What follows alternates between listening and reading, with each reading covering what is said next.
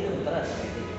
4 गाड़ी किया होते थे, 4 ठो का मेरे पास, 1 ठो को भी लगाया गया।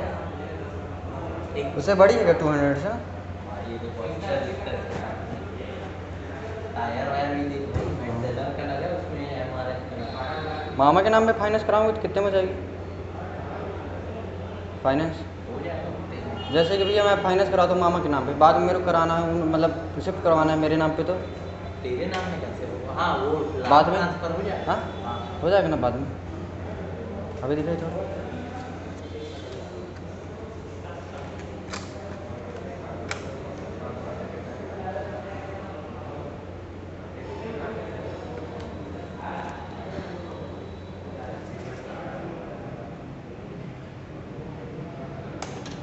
एक बार छूगा, एक बार छू के हटा दे। रेस में थोड़ा रेस